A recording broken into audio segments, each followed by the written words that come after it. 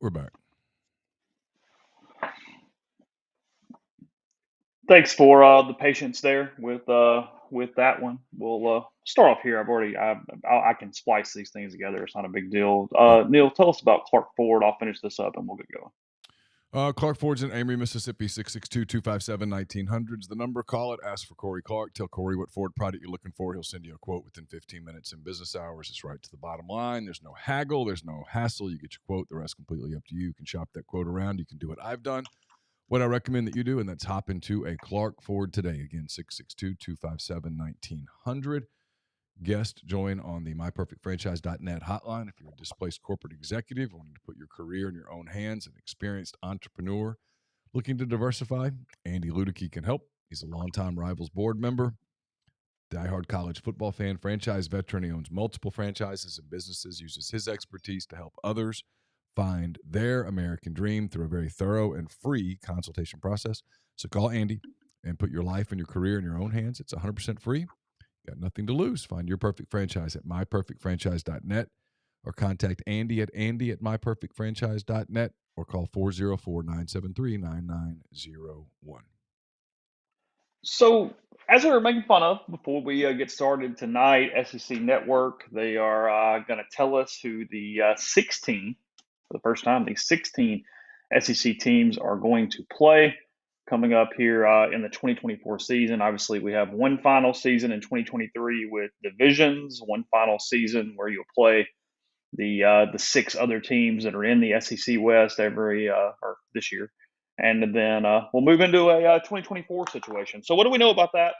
Just the quick clip notes is we are doing a 1 year, or the SEC is doing a 1 year 8-game schedule to see how this thing operates in 2024, to basically let a lot of other moving parts get settled before they figure out what a more long-term solution is. They say that some semblance of traditional rivalries will be maintained in this 1 year schedule for 2024. Again, it is 8 games, no divisions. They've got to implement Texas and Oklahoma. Um, do you think a goal, Neal, is to try to have as many teams as possible play one or the other of Texas and Oklahoma, or does that matter to them at all? Because, I mean, you do the math, Texas and Oklahoma are going to play each other. So that allows basically, 8 minus 2, that's 14 spots for other opponents. Now, obviously, I don't think every one of them are going to play different and you make sure everybody gets one or the other. But does that even matter at all that you try to spread Texas and Oklahoma around the entire league? I hadn't really thought about it like that. I was thinking about it yesterday a little bit, that if I'm in the league and the whole protect the rivalries thing is imperative, if that's job one, like if you look at those two teams, Texas, what rivalries need to be protected? Were they established, if you will? For Texas, I think it's obviously Oklahoma. It's Texas A&M. It's probably Arkansas. It's probably LSU. I can't imagine having the ability to schedule LSU versus Texas A&M and not doing it. That makes no sense to me. And after that, it's kind of whatever. With A&M, it's Texas, it's Arkansas, it's Oklahoma. Trying to think what other like established rivalries Texas A&M has in the league. They haven't been in the league all that long. It's probably those three: LSU, Texas A&M. And then after that, it's kind of whatever. I mean, does it really matter whether Texas A&M plays South Carolina or Kentucky? I don't know that the Texas A&M Ole Miss or Texas A&M Mississippi State quote rivalry is truly a rivalry yet. No, I think every team will get their primary. Most teams get their secondary. Frankly, I don't even think it goes to 3 protected. I think we're talking about 1 to 2 protected, depending on the different team. I mean, so for Ole Miss, it's obviously Mississippi State, and then probably LSU, and that's it. And if you look at it from LSU's perspective, what games do they want guaranteed? This is where I don't know that LSU would look at Ole Miss as one of their 2 games that they want protected. LSU would look at it and go, well, Texas A&M has become a heated rivalry. LSU would want Alabama as a rivalry. That's a game that the league for the last decade has marketed heavily. Meanwhile, Alabama would look at it and go, well, we've got Auburn, we've got Tennessee. Those are their two games that I think they want protected from a scheduling standpoint. Auburn would say we want Alabama, obviously. Georgia. And Georgia, from a rivalry standpoint, those games matter. Auburn would like the Florida game to become a rivalry again. So I don't know mathematically whether you can make it all work. That's why I don't like the 8 game. I think they're going to do the 8 game because they think it's going to get more teams in the playoff, and I think that's what they're thinking about. Well, I mean, look. I mean, at the end of the day, it's dovetailed into any corporation. What are you trying to do? You're trying to do the most things you can do to help your stockholders in the biggest way. Well, for the SEC, we can talk about competitive balance, and we're going to have plenty of conversations about that stuff. We're going to have plenty of conversations about 9-game schedules and everybody else doing 9-game schedules. But at the end of the day, what you are trying to do is get wins and playoff berths. That's it. Those are the two things the SEC is trying to do, is get wins and playoff berths. And if ESPN is not going to pay more money for a 9th conference game, so you don't get more money and you get more losses and you potentially run the risk of getting fewer playoff berths, the 8-game model frankly makes sense in those ways. Now, again, we can get into the secondary tributaries of attendance in stadiums and fans wanting bigger games and fans getting screwed in all these different ways that they need extra games and all that kind of stuff. But at the end of the day, what does the SEC teams want the most? They want wins and playoff berths. Yeah, That's it. It's true. It's the disconnect. I mean, it's a disconnect. With the network, I think the network and SEC will probably work it out. And in 2025, if you made me guess, I'd guess there's a real push to go to a 9-game schedule. But because at 9 games, you can make the schedule work. You can make it hum. You can do you wouldn't have pods, but you would have pods. You'd have 3 permanents. Yeah, it's easier. You'd have 3 permanents. You could schedule it all around. You'd see everybody at least every other year. You wouldn't have a situation where you don't see a team for 6 years. With 8 games, and I'm not a math guy. I don't know exactly how you do it, but you could still do it. You're just changing the numbers of you're lowering the permanents. Yeah, well, you can do it, but if you do it at the expense of some of the rivalries that people are obsessed with. Yeah. And the rivalries, and I'm not criticizing fans here. I mean, they're obsessed with the rivalries. Fans, not the fan that's diehard, hey, we must win the championship every year, but the fan that, hey, I'm in this for the pageantry, I'm in this for the rivalries. An Ole Miss football season schedule that doesn't have LSU on it is going to look weird to those people. If you only protect one rivalry a year, you just protect the Iron Bowl, the Egg Bowl, the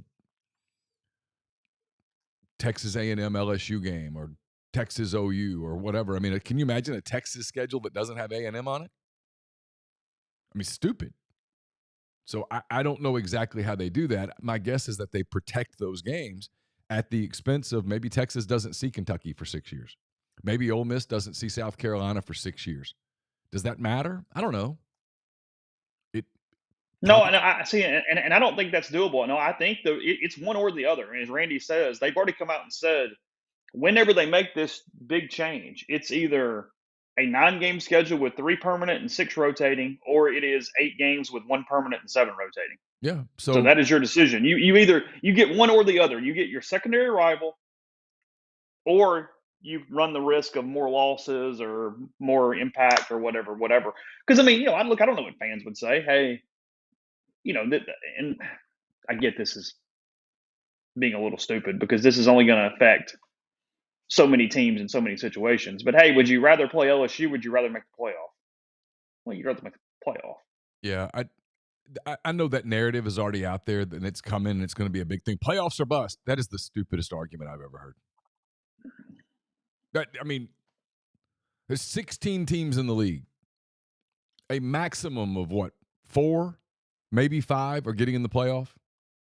Probably 5 feels too strong. 5 would blow me away if it actually worked out like that. So I mean, you're That's a hell of a narrative. Tall order. Yeah, that's a hell of a narrative to launch. That's a dangerous narrative to launch. I don't think anybody in the marketing departments at one of the schools would go, all right, here we go, playoff or bust. 2-2 out of the gate and you're out of the playoff race, so it's bust? I mean, come on. Yes, I would like to petition that. If Ole Miss and LSU gets canceled, I would like for the year they don't play that we can get the Magnolia Trophy put in the Clark Ford Studio. We'll be happy to take care of it. We'll give it back. We'll make sure that the Tigers and Rebels have it when they need dust it. I mean, polish it, get a little pledge. Get some pledge. Get in all the little, yeah, that'd be great. I doubt if LSU would care. We'll have to reinforce the table for it to sit on, but I mean, otherwise, that's fine. It's big trophy. Big heavy trophy. I don't. Grind talks about it here. He says he likes the Big Ten's flex schedule. What they basically did was, if you have a team or a game that you feel needs to be protected, or the league feels needs to be protected, they protect it. And if you don't, they don't force anything. So, like he said, Iowa has 3 permanent opponents. Penn State has 0. It's got some problems. It's got some positives. I don't know. I know it's bad pod, but I don't necessarily have a great thought on that. Let's take Tennessee, for example. You're going to do 1 permanent opponent. How the hell? Who's their permanent opponent? Is it Vanderbilt? So the Tennessee-Alabama game doesn't happen? And let's get away from competition for a minute. I'm talking about – because it can't be – if you do a straight 1-8, it can't be Alabama because now Alabama doesn't play Auburn. Right. It has to be Vanderbilt. So so now you don't have the Kentucky game, which I've always kind of thought was one of the cooler rivalries in the league. I like Tennessee. Or maybe it's Kentucky. I mean, Ole Miss fans will be happy to take Vanderbilt. I'm kidding. But, yeah, I mean, if you gave Ole Miss Vanderbilt, you lose the Egg Bowl, which a lot of people – yeah, I mean, I'm kidding. I know you're kidding. Yeah. People hear it. Frankly, if I'm Ole Miss, I'm raising my hand going, hey, we'll take one for the team. And, I mean, not even Vanderbilt, just to get out of the Egg Bowl. But Mississippi State would lose their mind. I mean, they build the whole thing around that game. And they don't have another natural rival. Mississippi State doesn't have a second game. I mean, the Texas A&M Snow Bowl thing notwithstanding, they don't have another game. They don't have a secondary game. Does South Carolina have a secondary rival? I'm not sure they have a primary rival in the SEC. They're big rivals in the ACC. Clemson.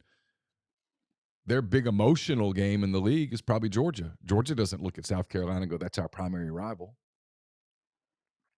Georgia's primary rival would be Florida. So do they watch the Big Ten for a year? They don't have to make a decision right now, and starting in 2025, is the flex schedule something on the table, in your opinion? Yeah, I think so. I think you'd put it on the schedule. It'd be really complicated, but you could do it. Now, the Big Ten's playing 9 games, right? They are, yes. Yeah. Look, if you have a 9th game, you can do anything you want. You can fix it and make it cool. If you just have 8 games and 16 teams, there's no way to do it. Not with the 1-7. You're going to lose games. You're going to have years where Alabama doesn't play Tennessee. I don't know what the hell Morgan Wallen will sing about, but. And that's why we never thought that from a long-term standpoint, the 8-game would be a thing, at least in that iteration. You know what I mean? Yeah. That's why nobody thought, oh, well, that's absolutely what you would do. That's why I think at the end of the day, this is hardball. This is the SEC going, hey, you're going to pay for it. You're going to pay more. But why does ESPN care? How's it hardball to them? Because what do you want to televise? Do you want to televise Ole Miss LSU, or do you want to televise Ole Miss Mercer? I mean, which do you want? I mean, in theory, I agree with you. And Ole Miss Mercer's a shit game. Let's be real.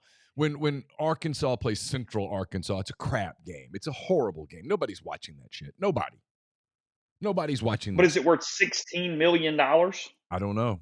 I don't know how that works. That's the problem. And again, they're laying off 7,000 people. At some point, ESPN might just not freaking have it. I think that's a real possibility that this is. That's why I said this to you the other day. I looked at that and I went, ooh, somebody's got some internal metrics that aren't favorable. I mean, you hear a lot about young people don't watch sporting events. Young people don't watch live sports. And maybe they don't. I don't know. I mean, I'm not going to pretend to be the expert on America's youth. But if 20-somethings aren't watching live sporting events the way that they did 10, 15 years ago, and in your ESPN, you're like, hey, I don't know, man. We're not going to push in all the way on this until we see some numbers. And maybe they want to see what it looks like in a playoff year. What happens to the numbers and what happens to the numbers for the game? Like, let's say you got Auburn and LSU in late October, and both of them are already out of the playoff race. Mm-hmm. You know, what is... And I don't think it changes a ton because we have those games anyway. I mean, Maybe, yeah, sure. But you have even more of those games now. But you know this. When you make everything playoffs, which is what pro sports do, teams that aren't in the playoff race, it falls off. When the Saints are out of the playoff race, you don't watch them as much. Mm-hmm. You definitely aren't doing the same, like, hey, let's cook the jambalaya and invite the people over and lock in. If the Cubs are in the playoff race, I'm walking around in August and September with headphones. I'm not missing a pitch. If the Cubs aren't in the playoff race, I'm not paying that much attention. That's why they keep expanding the playoffs. They want more teams to be in the race because eyeballs are in it. So, I mean, to think that college football will be immune to that is, I think it's kind of folly. What we know about Ole Miss's schedule to date for 2024, just so whatever 8 teams get added to it, Ole Miss plays Furman at home, Middle Tennessee State at home. Actually, they're just Middle Tennessee now. They've dropped the state. I was not aware of that. Georgia Southern at home, and then their Power 5 extra game is at Wake Forest next year, so in Winston-Salem in 2024 for that. So Furman, Middle Tennessee, Georgia Southern, Wake Forest. They do have to keep that extra Power 5 game. That is still a requirement, just as it was. That has not been removed as the divisions have gone away. So, and again, I mean, I'm not. You're asking fans to come up 3 times for Furman, Middle Tennessee, and Georgia Southern. That's an ask. That's an arrogant ask. Not much about Ole Miss. Everybody does it. I get it. It just 7 home games. 7 home games, and one of those home games could have been Oklahoma instead of Middle Tennessee. And yeah, that might be an L, and it might knock you out of the playoff race. But the truth is, if you weren't beating them, you probably weren't going to the playoffs anyway. So I don't know. But I have learned, even in our field, I have the minority opinion on this, which is it's a very decent chance that I'm the wrong one.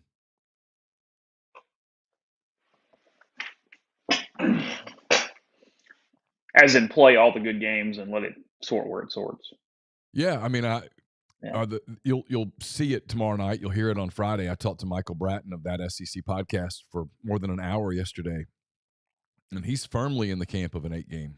He used to be a 9-game guy. He's firmly in the camp of 8 games because of more teams in the playoff and all of that stuff. Because look, coaches won 8 games because they still think the win total really matters. Yeah. A coach can claim 8-4 over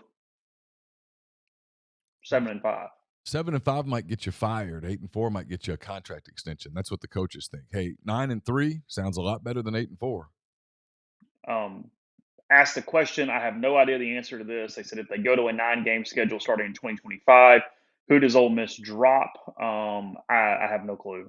There are 2025 games right now.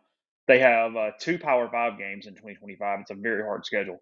They play Wake Forest at home in the second half of that back-to-back, and then they go to USC and play at the Coliseum to open the season. So they've got that. USC, Wake Forest, and then the Citadel at home and Tulane at home. So Tulane, Wake Forest, USC, Citadel at 25. Oh. Currently on the schedule. I would assume it would be one of those Power 5s, but I don't know how you do that or what you do. Yeah, I don't know. Because when you start kicking the can down the road, some of the problem is that Ole Miss has games scheduled in the Power 5 for a lot of seasons. Yeah.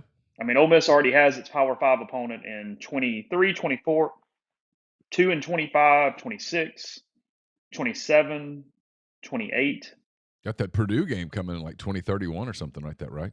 29, 30, 32, 33. They can't – Ole Miss does not have a Power 5 open until 2031. When's the Purdue game? Yeah. Yeah, as Anthony said, a 9-game schedule plus SC and Wake Forest, that would be a haul for your season. Because if you drop the Power 5, I mean, Ole Miss could play a 12-game schedule that had 9 SEC games, SC, Wake Forest, and Tulane. Whew. For teams without depth, you're getting beat to hell over 12 games. Hell, forget without depth, everybody. And I don't even mean that from a player safety standpoint. I mean that from a competitiveness standpoint of there's never the – I mean, I do think there are games like that built in for reasons. Yeah. Again, how do you weigh all these different things? I don't know. Not my problem, not my job. If I'm the guy at ESPN, my response to that is, yeah, that sounds like a you problem. You're wanting our money. I don't want that game. I don't care about the Citadel. I can't sell Can't that. you argue that's how we've gotten in the problem, though? Just letting the ESPN run the entire damn thing? Well, sure, but you're asking for their money. Well, sure. You know, I mean, without their money, this does not look the same. We're not having all the conversations that we always have. I mean, we're not having a lot of the conversations that we're having if the TV money didn't run it. Why do you think they're putting the thing on TV tonight? It's because it's a TV sport. And so if I'm being a little devil's advocate, and then a lot of me is being like what I really think. But I mean, there is a point where the pendulum turns. If ESPN came to you and said, "Nope, play 12 conference games," you go, "Oh, buzz off." Sure. Sure. So where is that line? What does that look like? We're at it. It's 8 versus 9. There's the line right now. Mm-hmm. The league, which means 9 versus 10 because of the non-con. Yeah. But you know, if you're going to be super conferences at the SEC and the Big Ten, and they're going to dominate the playoff, they're going to dominate the playoff regardless, right? I mean, that is going to happen. And look, from a league standpoint, they want to know how strength of schedule is going to factor into the playoff. Sure. Stuff. Sure. Does it matter if can I get a 9-3 in with the 9-game schedule, or are you guys going to go?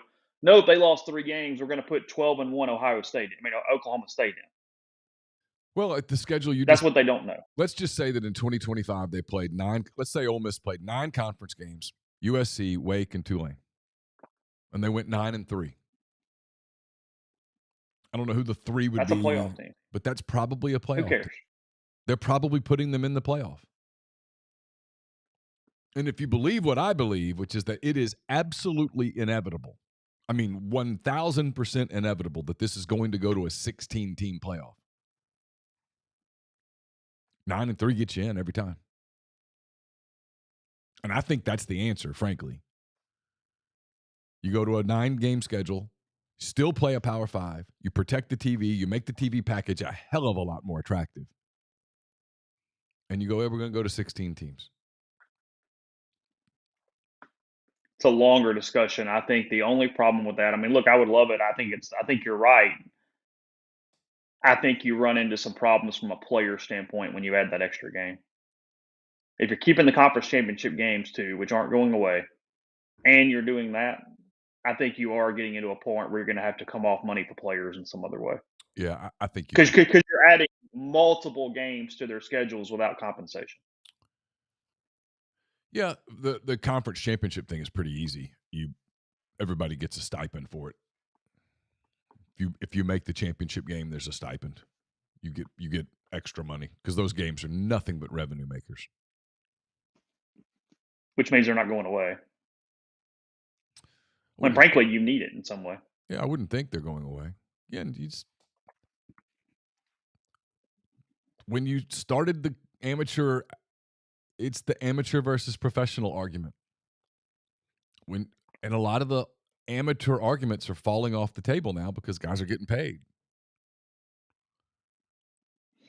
I don't, I'm not, it's above my pay grade. I'm not getting paid to fix it. But I can tell you, the more I think about it, if I'm ESPN, I'm going to use my leverage. I don't want those dud games all over my schedule. I want big games. I want big games to choose from. I want to be able to schedule big games all day. I want to come out of my game day show. I want to go straight into a couple of really good 11 o'clock games. I want mid-afternoon games that are attractive, and I want prime time that's attractive. I don't want to have to schedule Arkansas versus the Citadel. I don't want it. But now you don't anyway. And with 16 teams, you only have so many time slots anyway. Yeah. I mean, Ole Miss Mercer is on ESPN Plus. It's not eating up a time slot. Right. But I've got to staff it. I don't even want to staff it. Are you staffing it, or the school staffing it just like they do for streams? I don't know. With themselves. Maybe you're not staffing it. I mean, I've got to put broadcasters on it. That's my point. Do you? I mean, are you just know. running it in-house? I mean, I that's don't what I'm know. saying. I don't know. Because it would be on television either way. Like, it doesn't really. I don't know. I don't know. I just know All that right, if I'm them, the more attractive games I have at my disposal, the better. That's what I want. I want as many attractive games available to me as possible. Oh, I completely get them fighting for it. I have a hard time just saying, yep, whatever you want. Sounds good. Like, You know, and if I'm a fan, say I live in Nashville or I live in Atlanta. Yeah, I'm driving over for Ole Miss, Texas, Ole Miss, Oklahoma. I'm not coming over for Citadel. Mm-hmm. But that might be where I'm out of touch with. It's very, very real possibility. So before people go, you don't get it, I'm admitting out loud that I probably don't get it. No, and I mean, and this is the same kind of conversation that's going on around the conference tables and at the meetings and everywhere else. I mean, this is that. This is what this looks like. So anyway, may continue it in a minute, may come back to it later in the show, may not. But before we do that, spring's in full swing. Summer's right in the corner. Heavenly Sunshine Property Services would like to take the opportunity to remind you about the importance of taking care of your outdoor living space.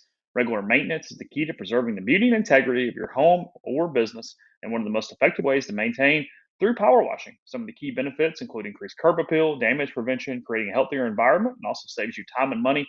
It's been serving the Mid-South and Oxford for over 4 decades. Their full-service commercial and residential property maintenance includes power washing, soft wash, roof cleaning, facade cleaning, and window cleaning. Don't wait until it's too late. Contact Heavenly Sunshine today and get ready to enjoy a brighter, cleaner outdoor living space. That's heavenlysunshine.com or 662-342-1203. You get a free estimate. Use code MPW10 for a 10% discount. Are you vacationing on Florida's Emerald Coast this summer, whether you're staying from 30A to Pensacola Beach or anywhere in between? Please check out Captain Lee Comerford with Salty Lab Charters, licensed and insured. He offers custom excursions such as dolphin watching along Destin beaches, Crab Island sandbar experiences, and much more.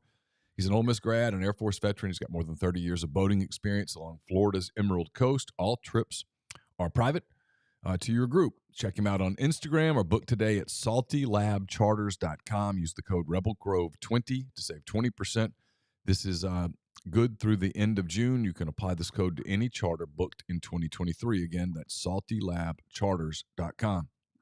We're brought to you by Lake Hill Motors in Corinth, Mississippi. Check out their zero-turn Bobcat mowers. They have a complete line of mowers ranging from the entry-level residential ZT2000 with a cutting speed of 7 miles per hour to the top-of-the-line commercial ZT7000 with a mowing speed of 13 miles per hour. All Bobcat mowers come with the trademark Tough Deck cutting system constructed with heavy-gauge fabricated steel for durability and improved vacuum lift, providing a reliable, perfectly manicured finish every time. The Bobcat line is priced below MSRP, comes with a 3-year warranty. Currently, Bobcat is offering 0% financing for 60 months or up to $2,000 cash discounts for cash purchases or financing at regular rates. Get $100 off if you mention that you heard about it on the podcast. Contact Michael McCullough in Corinth at 662-871-6918 or visit him in person at 2003 Highway 72 East Annex in Corinth. Walk-On's Sports Bistro puts everything they've got into bringing you game day with the taste of Louisiana. Dig into their mouth-watering, made-from-scratch Louisiana cuisine like po' boys, gumbo, and voodoo shrimp, plus fan favorites like juicy burgers, fresh salads, 70-plus TVs, 40-plus ice-cold beers on tap. You can also order online at walkons.com or on their convenient Walk-Ons app. Visit them today in Oxford or Ridgeland. Father's Day coming up here pretty soon. The College Corner is a really good option for you to handle some of your Father's Day shopping. It's collegecornerstore.com, unless you're in the Jackson area, at which point you can stop by in Ridgeland or in Flowood. Again, collegecornerstore.com or Facebook and Instagram. They have the largest selection of Rebel gear in Central Mississippi. Podcast is brought to you by G&M Pharmacy, 662-236-2222. They deliver locally in the Oxford area and they offer MedSync to fill your prescriptions same day each month and take care of you. They also will transfer your medications over to G&M really easily. You make one phone call, they take care of the rest. You want to stay with the big box pharmacies, go with a community pharmacist that cares about you. That's G&M or Tyson Drugs there in Holly Springs or in Oxford on South Lamar, 662-236-2222. Let's see. Got a little College World Series baseball odds. I think a couple of these stick out and make a lot of sense if you want to throw a little coin down for anybody not really caring about the games because of Ole Miss's season. Maybe you want to bet on it. Maybe you want to find an interest with your cash backed up. So Wake Forest, the prohibitive favorite. It feels a little too high just because I don't think an 8-team tournament in baseball should have a clear favorite to this extent, even though Wake is currently on a run differential that is the most in the super regional era of the NCAA tournament. Wake is the favorite at plus 220, meaning you have to bet 100 to win 220 on Wake. LSU 310, plus 310 for the Tigers. Florida plus 380. Virginia plus 500. UT plus 800. TCU plus 900. Stanford plus 1,000 and Oral Roberts plus 2,000. Those are your betting odds. Tennessee at glance is the one, but the problem is they face Skeens. If they were anywhere else in the bracket, my money would be on the Volunteers to win the national title. But I can't put a bunch on them to beat Skeens, and I don't feel like they have enough to come all the way back through after losing that first game when you're in a side with Wake and LSU. Yeah, that's me. I don't know that I care enough to bet on any of the teams, but I couldn't bet on a team that has to face Paul Skeens day one. Mm-mm. Now, if you beat Skeens, you're off to the races. Oh, here we go. But that's a difficult task. If he's on, he's really hard to beat. Florida and Virginia would be where I put the money, and it's basically the winner of that first game, and just hope they win the thing from that side. I think I'd put because look, Wake is in great shape. It said in the stream here, I don't like 220; it's too low. But I mean, Wake gets to throw potentially louder against a non-Skeens LSU. Who's TCU? I mean, you're there. Florida, they play them. I guess they play. I don't know. Let me look. I've got that one side down, but I'm having a hard time with the other side. I don't hate TCU. They have the kind of lineup that can do a lot of things in that ballpark, and they could grind pitchers. I don't hate their chances. They're just from a betting standpoint, because I bet I'm going to get pretty favorable odds. Well, I mean, yeah. I mean, I get it, and you get good odds. In terms Oral Roberts, TCU. Yeah. I from a value buy, I think I'd put a little cash on TCU and see if I couldn't. Because they get Oral Roberts, and if you win that one, they've got to win a slugfest against Florida or Virginia. And they could. They can really hit it. They're hot. They've been hot. They just roll people. Florida, Virginia, Oral Roberts, TCU. That's one side. Tennessee, LSU, Stanford, Wake Forest. The other side. Yeah. I'll put my money on TCU and see if I can't hit it.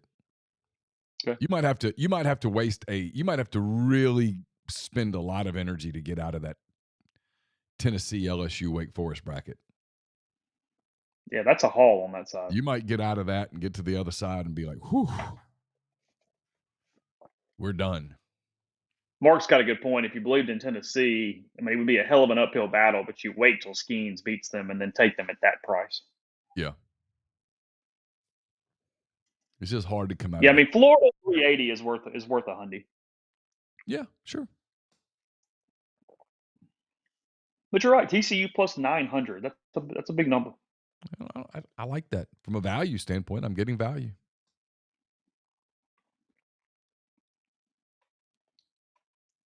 I just don't believe in Stanford at all. I haven't watched them.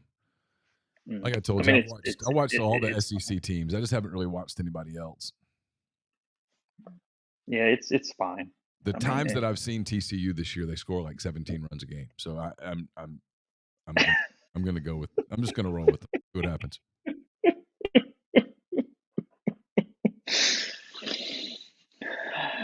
I get it. I don't know what to make of them because, I mean, they obviously played incredibly well in Fayetteville. They got the gift of Indiana State in the Super. Yeah. I don't know. I mean, it's kind of like Ole Miss last year, though, right? Ole Miss had a midseason lull last year. Big time.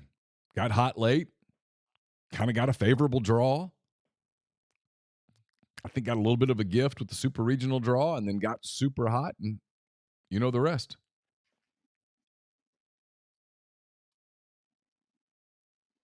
Yeah, no, I mean, I get it.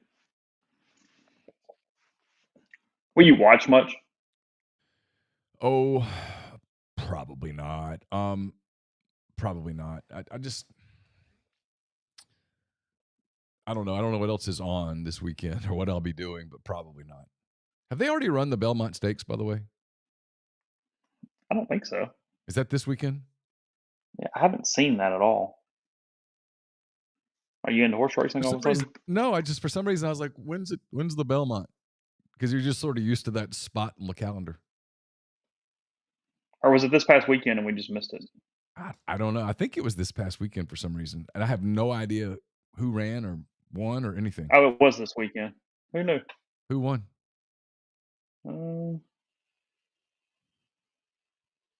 I don't know. People magazine is the first Google that pops up and says 2 horses die at Belmont Park less than 24 hours after Belmont Stakes. Oh, that's not good. Yeah, I had no idea. Okay. Oh, yeah. Sorry, Sammy. I apologize. I know. I'm sorry. Please keep sending beef jerky. I mean, I'm not getting into a horse racing thing here because I know nothing about it, and Sammy's far more well versed than both of us. But whether it be incredibly real or PR, there's a huge problem here. I mean, this is overtaking it to a level that I have not seen before. Well, they had several deaths at Churchill Downs in the time leading. Like 7. That's what I'm saying. Yeah, leading up. It was a lot. Mitchell says Sammy's horse racing than College World Series. Here's the thing, Mitchell. I watched a lot of college baseball from early March until through the super regional round, and I'm kind of college baseball now. I've seen a lot of college baseball. It's almost over. It is. And there's just not many teams I'm super interested in right now. I'm interested in LSU, so I'll probably watch when Skeens pitches because he's a stud. I like watching Florida play. It's about the extent of it. I'll watch the LSU. To answer your question, I'll probably watch the SEC games. I'm really interested in the second round if certain teams win. Like I want LSU Wake Forest. I think that's a really neat juxtaposition with those two teams. I really want Florida into that second round against TCU. I think that'd be pretty neat. Like that's kind of where I'm at right now. Yeah. I mean, Tennessee Wake would be fun too, but I can't pull for Tennessee to win the game. So it is what it is. Well, they got 2 games Saturday, 2 games Sunday. Is that the deal? And that is correct. 1 and 6. LSU is prime time on the first day. Wake Forest is the first game of the day. And then I don't know the second day what is what. I'm not sure. I don't know. I mean, I can only listen. TCU Oral Roberts Friday. Is this really right? Okay. Yeah, Friday. Friday. Friday, TCU Oral Roberts, 2 p.m. ESPN. So really it's 1 because these are Central Times. Florida, Virginia, 6 o'clock Central, ESPN. And then Saturday, Wake Forest, Stanford, 1 o'clock ESPN, LSU, Tennessee, 6 o'clock ESPN. Gotcha. Yeah. Randy, Virginia is the most underrated team in the tournament. I'm telling you, I like the Florida UVA game 1 winner to get out of that side. I do think Virginia is being undervalued here. But I just really like Florida as a team. I'm having a hard time going against the Gators. I think they've got a much. I think they got a much better chance of just kind of holding up from a pitching standpoint in that game 1. So I like Florida. That's the problem. I mean, the two teams that I think you have the best value on are Tennessee and Virginia in different ways, but they just have such game 1 matchup issues that's where this thing's sitting. I just saw there are 19 guys invited to the NBA draft. 19. Mm-hmm. And I'm looking at this, and there's 2 or 3 guys that if I were their people, I'd be like, hey, let's not. Let's stay home just in case this goes bad. You don't want to be sitting there with the camera on you all night long.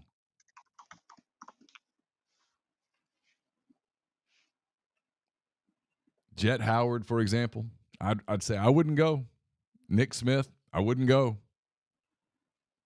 What's the cutoff where you wouldn't go? Where are we at? How many? Well, look, if you're confident you're going to be taken in the first 20 picks, go ahead and go. You're fine. But there's a couple of those guys that I would be concerned if I were their people that they aren't going to go top 20 picks and that they're going to be sitting there with everybody else out of the green room and the camera on you. You don't want to be Will Levis. That's no fun. And that becomes this in the social media world that we live in. You can't. It's hard to live that down because everyone memes you and stuff the whole night. People. It starts actually affecting your marketing potential. Even it's weird. Yeah. Well, people are. Whereas if you just weren't there and taken in the same exact spot, people are mean as hell. Yeah. You know, I mean, like take Nick Smith for example. He did not have a very good freshman year. He was hurt a lot. Came back, played hurt. Some of the workout buzz on him has not been super. I think it was Sam Vecini said he was the worst defensive player that he's scouted. Potential for, I mean, that's a huge statement.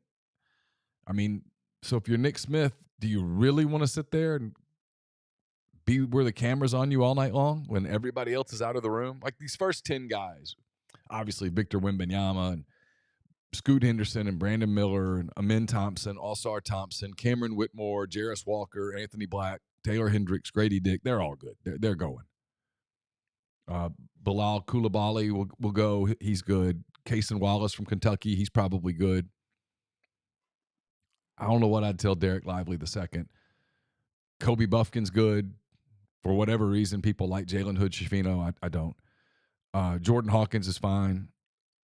If I were Jet Howard, I would not go. And if I were Keontae George from Baylor, I wouldn't go. Pause on those guys. You could end up sitting there a long time.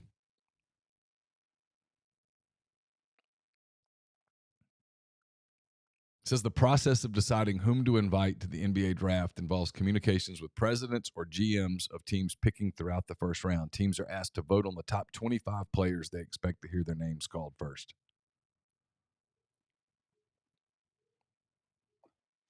25 is a big number. It says last year, Jaden Hardy was selected number 37, despite being one of 25 players invited to the green room. So you don't want to be that guy.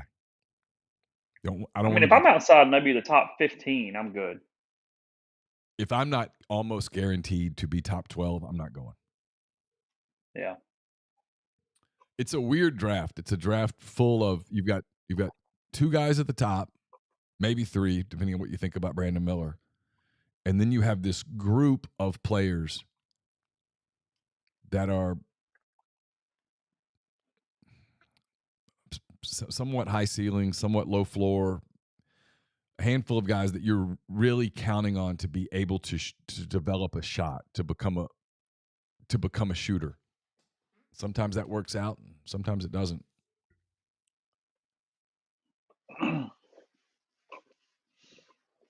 And we're 10 days away? Yeah. No, it's a week from tomorrow. Is it really? Okay. Next Thursday night, yeah. You're coming to pop the popcorn, sit around. That's what I was about to say. Is there a party for that? I mean, we'll be watching. The Thunder don't have a pick enough to really make it a party. Well, the Thunder picked 12th, and they have the assets to move up if they'd like. No question, if they wanted to move to 10, for example, they could call Dallas today and say, we'll give you 12, and we'll take Davis Bertans' contract off your hands for the next 2 years, and we'll move up to 10. And Dallas would go done. Okay. They probably could call. Gotcha. They probably could move up to 8, 7. The question for them is it worth it to give up the assets to trade for Alsar Thompson, Anthony Black? Or do you sit at 12 and see if Grady Dick falls to you? I don't know. We'll see what they do. Yes. When do you expect Silver to announce Ja's suspension? It's got to be any day now, right? Yeah, I would think it's coming. I mean, Friday. Yeah. I think the Nuggets parade is Thursday. I don't think he'll do anything to, pardon the pun, rain on the parade. Mm-hmm. But once the parade's over, he's on the clock. Yeah. Yeah, I think you're talking 48, 72 hours after that for sure. And get it out of the way prior to the draft so everybody's aware of the situations. So I'd drop it on Friday. If I were the NBA, I'd drop it on Friday. Yeah, I would too. Around 2 o'clock Friday sounds great. Yeah, around there. Talking heads will still talk. Podcast. Yeah. Well, amen there. Podcast brought to you in part by Northeast Spark, NESPARC, service people across rural communities. 2 packages, 100 Mbps or the Blaze, the 1 gig that powers the Clark Ford studio. Your hometown team bringing you world-class broadband. That's nespark.com, 662-238-3159. Phone service, parental controls, network security, and much more. So whether it's in Lafayette County or parts of Pontotoc and Union counties that did not potentially already previously have internet, that's 662-238-3159. Brought to you by Comer Heating and Air, Southern Air Conditioning and Heating. That show will be up tomorrow night with Michael Bratton. That's brought to you by Comer and Southern. Different names, same great products, same great people, same great services. If you live in Oxford, Tupelo, or the surrounding area, call Comer 662-801-1777. If you live in Hernando, Memphis, or the surrounding area, call Southern 662-429-4429. A-Stock is an Asheville-based online retail company with the mission to provide customers the power to name their price. All items start at just $1. That's right. Every item starts at just $1, no matter what the retail value may be. Shop now at astock.bid. That's astock.bid. Or download their app, Name Your Price, on thousands of items from big-name retailers. A-Stock has multiple locations around Nashville, Memphis, some in Indiana, and more coming soon that offer local pickups, so don't miss out. Game Changer patches are the only 2-patch system available in the market to stop hangovers before they start. You got the warm-up patch, the overtime patch, all natural ingredients keep you in the game, ready for your next play. Go to GameChangerPatch.com, promo code RebelGrove20 at checkout for 20% off your purchase. Father's Day is almost here. Dead Soxy is the perfect gift for any budget. They've got the Dead Soxy NIL membership you can sign up for. They also have a Sockscription where you can get a Saturday 7-pack, 7 unique designs to coordinate each of the season's 7 home games. 25% off all non-licensed products with promo code RebelGrove. Again, that's deadsoxy.com, promo code RebelGrove at checkout. And happy Father's Day from Dead Soxy. We're brought to you by Pinnacle, based in Madison, Mississippi. They have clients in more than 20 states, advisors in multiple states. They provide detailed, specialized investment management, financial planning, retirement planning for individuals and businesses, and much, much more. It's mypinwealth.com, MYPINN wealth.com. And we're brought to you by John Edwards, Regency Travel Incorporated in Memphis. Get in touch with John, give him some parameters and a budget. Let him give you options. And no, you don't have to live in or near Memphis to take advantage of his services. It's 901-494-3387, or send him an email, jedwards@regencytravel.net. The Oakland A's, are they our next major league story? I mean, 19-50 right there, Neal. Just, I mean, won 7 in a row, beat the A's. They put 28,000 last night in the crappy stadium there in Oakland. They're on the come up. Let me tell you. That was the reverse boycott, right? They showed people that they could attend games. That is correct. Yes. Yeah. They wore T-shirts that said "Sell" and did everything to essentially heckle and boo ownership to get rid of the team. Yes. The same day that Vegas approved a $300 and something million stadium plan I mean, from the city. They're moving to Vegas. Yes. I mean, they are. And look, I don't blame them. I mean, the Warriors left Oakland. The Raiders left Oakland. Doesn't work. It's a cavernous stadium. They're not making money. I just don't begrudge them for leaving. I know that hurts people's feelings and stuff there when teams leave, but they've known for a while this was happening, and they had this whole stadium thing in Oakland, and it didn't go anywhere. They're gone. I mean, the question really is not why are you leaving? It's why Vegas. There are probably some places you could go that would be, better fits right off the bat. Charlotte, Nashville, Austin. I also don't believe in their ownership, so I don't expect them to actually become competitive, no matter where they are. Right. As you always say, bad franchises are bad franchises for a reason. Yeah. There's a reason that some franchises just never win.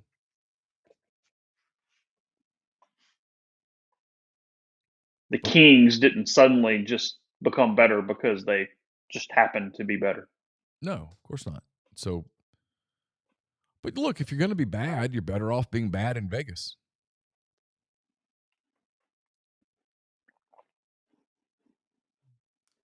There's more people. You have all the tourist stuff. People can, where they're going to be located, people could literally walk from the Strip to your games.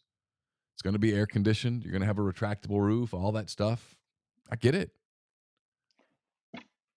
Whether he's lying or telling the truth, has the owner of Vegas said if he plans to actually spend money for once?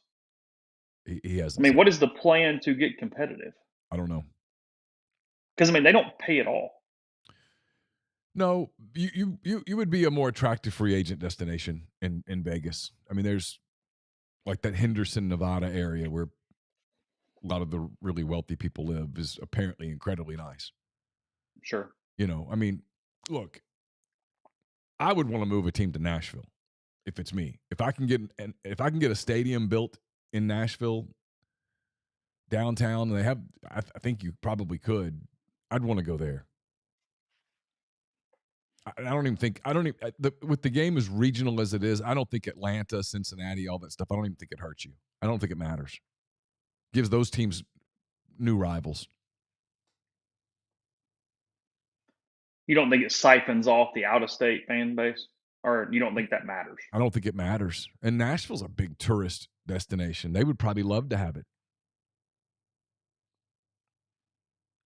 Lots of conventions and all those things that happen there. It's the same as, in many ways, it's replaced Vegas as a convention town. Yeah. Yeah, no, I mean, it's not from the standpoint of making it a bad thing. I just wonder I wonder if you would siphon off Alabama and Mississippi fans to Nashville from Atlanta, because the majority of Alabama, Mississippi, I mean, I would say Atlanta is number one from that standpoint. Yeah, you might some. But, look at people that grew up Braves fans aren't going to suddenly become a Nashville No. fan. So, yeah. Yeah. What'd you make of, I mean, just from a interest level, what'd you make of Jay Monahan stepping down from a health issue last night with the PGA Tour? A little suspicious. I mean, I had that thought, and then I kind of felt like a jerk for having it. But I mean, I agree with you. A week later, it's gonna have to hand over day-to-day operations here for a little bit to recuperate.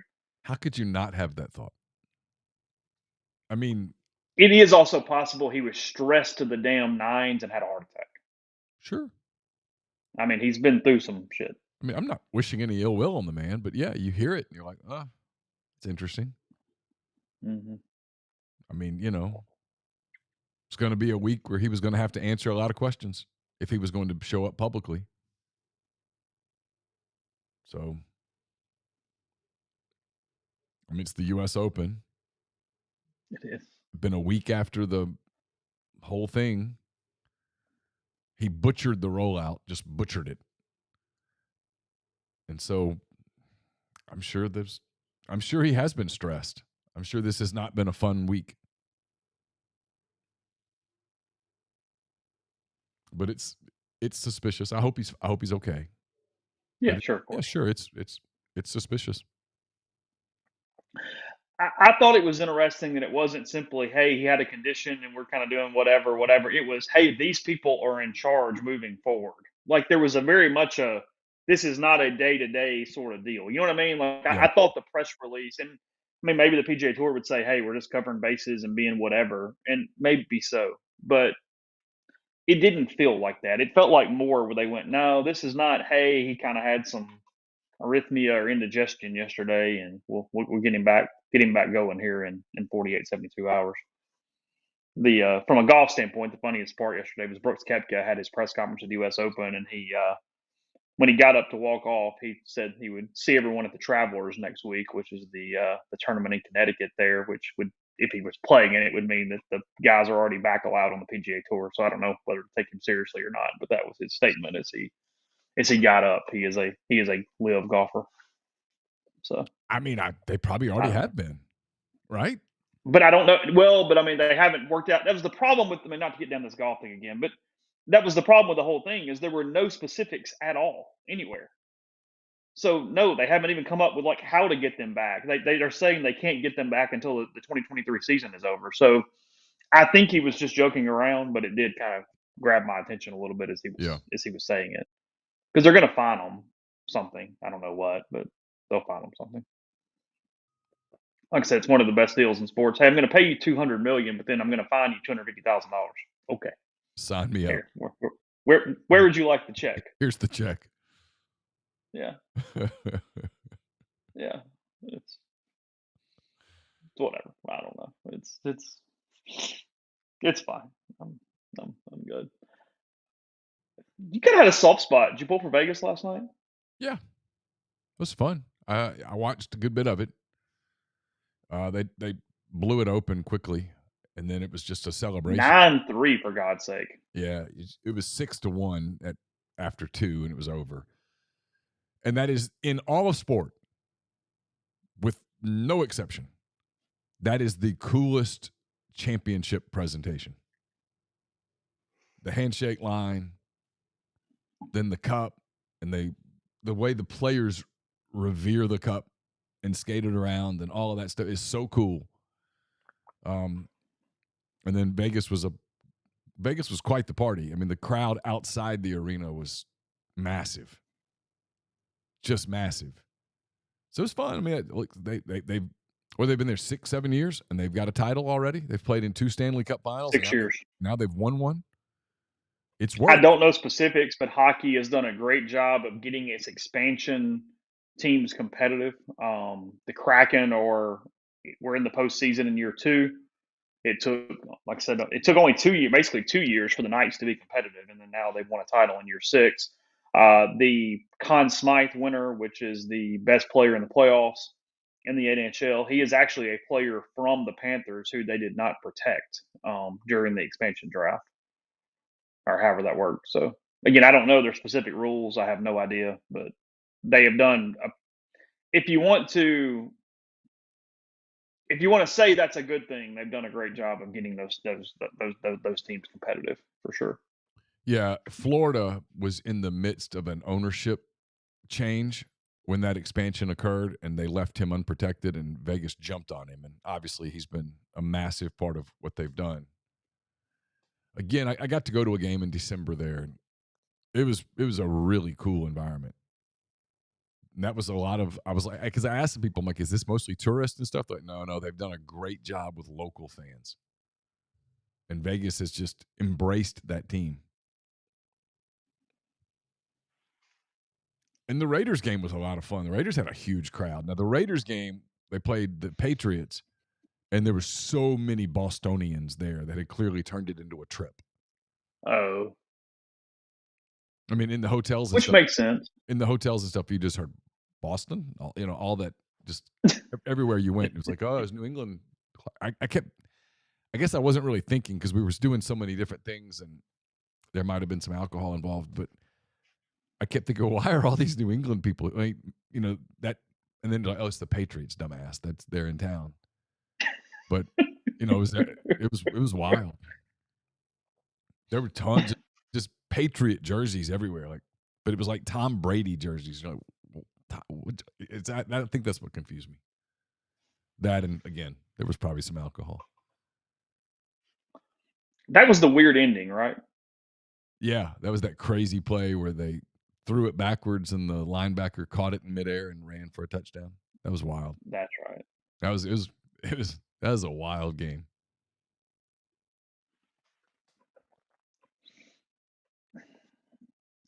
Yeah, it's a misconception for some people, probably not our viewers because they're heavy sports people, but in general, that Vegas area is not just tourists on the strip. I mean, there's a lot of people in the Henderson area and stuff that are just the suburb that is as normal as anywhere else. Like there's this weird connotation sometimes that Vegas is nothing but right down by Caesars and that's all it is. And it's not. Yeah, and the locals will tell you they don't. A lot of people don't even do that. They don't go to the strip hardly at all. Yeah. Is there state income tax in Nevada? All right. I don't think so. Maybe Really? I'm wrong. I don't know. Well, that would help, right? Yeah, I mean, that would make it more attractive if there's no state income tax. Nevada chooses not to levy any income taxes at the state level. It's one of 9 states that either have no individual income tax or tax only certain types of investment income. Yeah, that's correct. Texas doesn't have it. Florida doesn't have it. Washington doesn't have it. Oh, that's kind of surprising. Yeah, Washington State is on the list. Okay. Yeah. It's getting really dark and stormy here, by the way. Yeah, it's about to really rain. Yeah, I know. Podcast brought to you in part by Prime Shrimp, primeshrimp.com. 7 different flavors available for you. Everything from the New Orleans style barbecue and the signature to my personal favorites to the full meals in a bag, the garlic herb butter. They've got the French Quarter Alfredo, whatever flavors, whatever you like, they have an option there for you. So you can use code RG. Use code RG, buy 5 pouches or more, and you get 25% off. You can get a lot of your favorites or try some different options maybe that you have not given a chance in the past. They are restaurant quality shrimp from the New Orleans based company. They're available in Rouse's markets, Mississippi, Alabama, Louisiana, at least there for Rouse's. And again, code RG with primeshrimp.com. Next time you're in town, check out Oxford's newest Greek restaurant on the square. It's Opa. It's also a great place for parties, party events, company dinners. Get in touch with Jeannie at Opa, 601-421-7147. We're brought to you by Service Specialist Staffing and Recruiting Agency, connecting great job opportunities to candidates since 1967. If you're on the job hunt, they can help you in multiple fields, no matter what your experience level is. And if your company is looking to hire quality, hard-to-find talent, they can help you as well. Keep in mind, payment of service is solely contingent on if your company decides to hire a candidate that they send.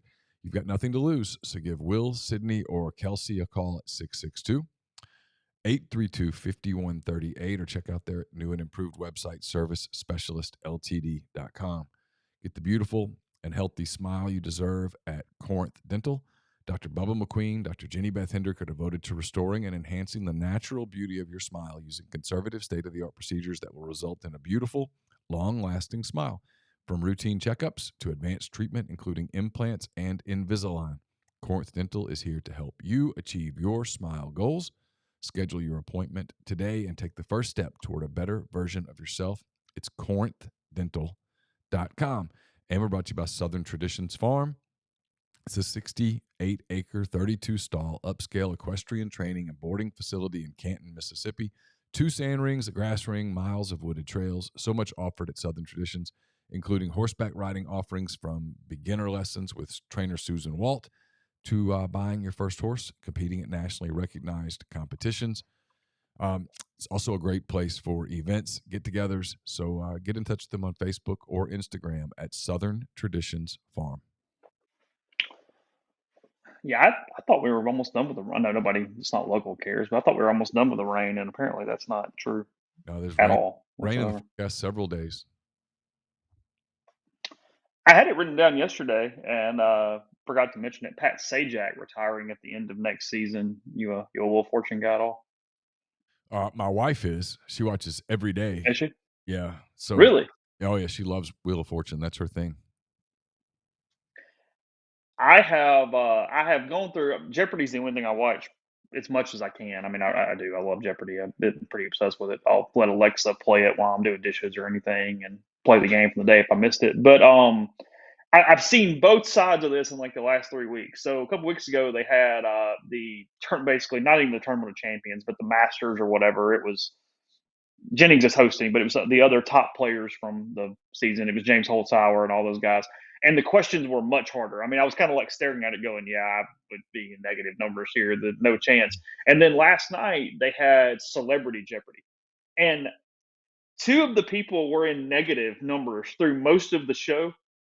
And I don't know how they get in out of the rain in the morning, because it was the easiest game of Jeopardy I've ever seen. And when this thing ends in regulation, Pat Noswalt's got $50,000 or something, and the other two are like 400 and 200. And I'm like, I don't know how you people even exist right now. Yeah, It was. I watched one, and Jalen Rose was on it, former Yeah. NBA player, and he had like $100. And some of the questions were like so easy, and you're like, hit the button. Maybe and maybe you get a little stage fright and you freak out. I mean, he's on camera all the time. I'm guessing he doesn't, but There was some of the questions last night where I was just floored. I just staring at it going, I don't understand. I don't get it. yeah. Like I said, maybe there's something I'm not aware of, but because a couple times Patton would kind of look over at him like, "You guys want to play, or you just hanging out, or what are we doing here?" I mean, like, And he never makes fun of anybody. No, he felt sorry for him. I think at some Oh, point, I think it even became beyond the game where it was like, because I mean, like one of the questions was like, it was the category was like triangles or something, and it was like the gable blah blah blah of a house refers to what part of the house. And it was like, what part could it be other than the roof, people? yeah. Like, name another possible option that this could be right now. What is the dining room? Yeah, right. I'm like, I don't know. It affected my mood last night. I'll be honest. It just completely.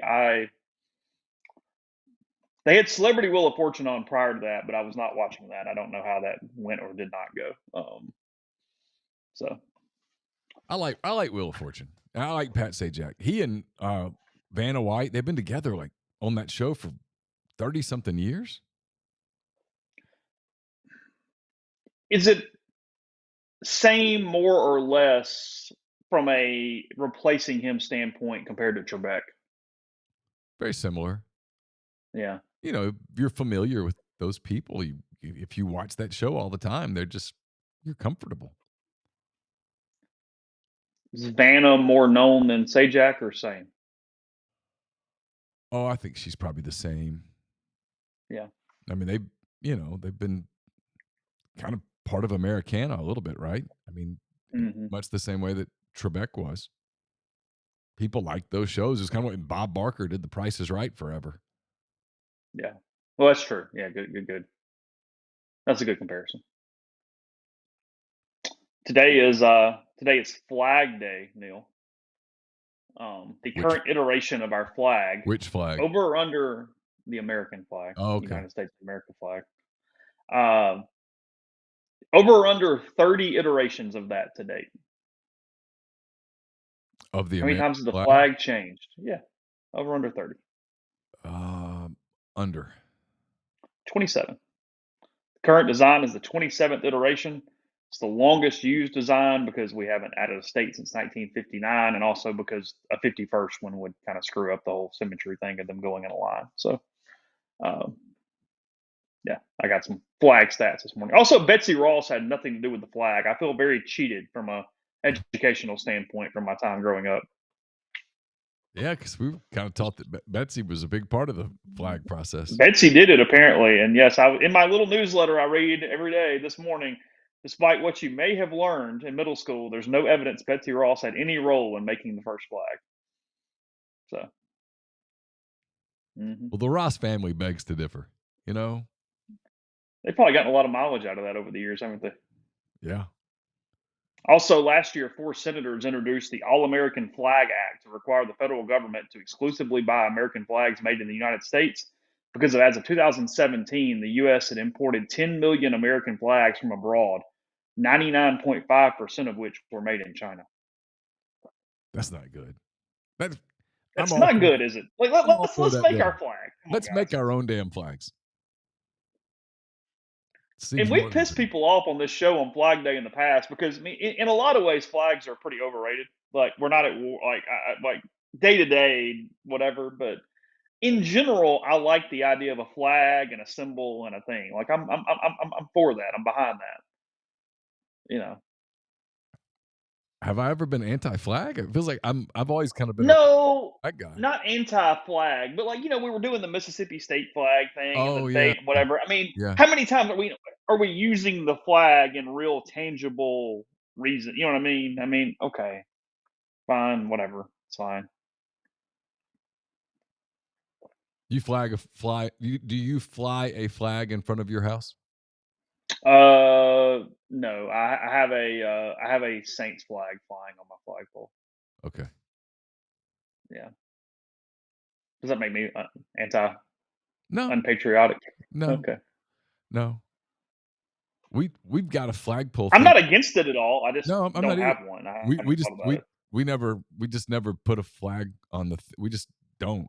I got an American flag thing, but like the wind will come and it blows, and you don't want to look like the flag blow to the ground because that just looks terrible. So we don't fly anything, and then we don't have any other flags to fly. Yeah, you don't. Yeah, you don't want the look of the flag on the ground, do you? Mm-mm. That's not the. That's not the move. When we lived in Spanish Fort, in our backyard on the deck, I flew a Cubs flag, but I don't even know where that is. That's been a minute. Little last thing here. We're just running through things because it's June 14th and it is what it is. Appreciate you guys for hanging in after our little internet slip there at the beginning of the show. Instapot, the cooking device, they filed bankruptcy yesterday, Neal. And sales indicate that in several years that could be the next situation for the air fryer. So is the air fryer going to follow the Instapot in decline because it is a trendy appliance? Apparently, they said that the Instapot did it because the pandemic happened. We weren't worried about fast stuff as much anymore because the Instapot's a pressure cooker. Obviously, for anybody who's unaware of that, it gets things cooked much quicker. And then the work from home situation allowed people to go to the crock pot more, to use more slow cookers, a lot of that kind of stuff. That our environmental changes have affected in negative ways the air fryer and the Instapot, and that the Instapot, which was crazy in vogue in like 2016, 2017, that it is very much on the decline now as they file bankruptcy. I never did the Instapot, but now we use the air fryer quite a bit. I think it's a more versatile machine that's going to make it be okay. Although they do say that sales are starting to stall out a little bit on air fryers. We probably use the air fryer more than we use the microwave. In fact, I know we do. I reheated a baked potato in the air fryer the other day, and it turned out really good because I didn't want to take the 20 minutes to do it in the oven. Huh. It was cooked the day before, but I threw it in the air fryer on 350 for like 3-4 minutes, and it completely crisped it back up, kept it soft in the middle. Yeah, it was good. Yeah, no problems. I'm pretty big on the air fryer. I don't know that I agree that it's going out because like. Is it because it's faster, or is it just the versatility, or what? What is it about it? It's versatile. You can use it to crisp something up. You can use it to literally air fry something. It's healthy. If you reheat food, it's much better in the air fryer than it is in the microwave because the microwave will dry it out. It is, yeah. Yeah, no, I'm an air fryer fan. I'd be surprised if that happened. I never did the Instapot thing because it was just I didn't ever really get the appeal of it. And now you and I both are crock pot people. Have no problem with the crock pot. No, I have no problem with the crock pot, especially when the kids were younger and, you had like a Monday where somebody had soccer and you had dance and somebody had softball or whatever, and you just knew, hey, no one's preparing dinner. And we just were never the type of people that were, hey, on a Tuesday night for dinner, we're going to run through Chick-fil-A. We just never did that. So we would put something in the crock pot at 7 in the morning, and it was there that night. But no, I'm a big air fryer guy. I use air fryers all the time. Yeah, I probably haven't transitioned as much away from the microwave as you have in that way. But yeah, I could see that the more I'm thinking about it. I'm kind of because I mean, look, for kids, the air fryer is a godsend because anything you're going to bake, you can do in a third of the time and get on with it. Yeah, It's no, for not. sure. It doesn't take the 25 minutes. Well, and if you like the taste of fried food, but you don't want to boil it Fry it over in the oil oil, and the if you whole will, thing. yeah, Yeah. you can achieve that. Yeah. Grind, who is in his late 20s, he said, first time I heard about an air fryer was in college. A girl asked if I wanted some fried chicken while she did her thing. And I said, how are you going to make it?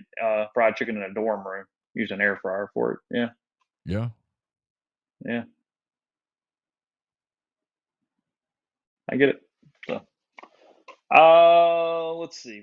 So we're officially done. I mean, other than college baseball, the sports calendar is complete until football. Obviously, tonight we get the schedule. We'll talk about that tomorrow with Jeffrey, but we're kind of out now. NBA done, NHL done. Yeah. NBA's I mean, I done. know baseball is running, but it's going to be a minute before it matters. Yeah. So We're about to get the little slow time, and then what's today? Today's the 14th. it is. Media days is a little over a month away. Then it won't be long. That's Yeah.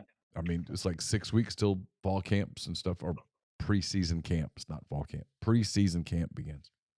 Yes, preseason camp. So, all right. Appreciate everybody on the stream where you're listening, wherever you are. Again, we'll be back tomorrow. We'll discuss the 8 teams that Ole Miss is playing, and then everybody else is playing as well. So that's tonight, SEC Network.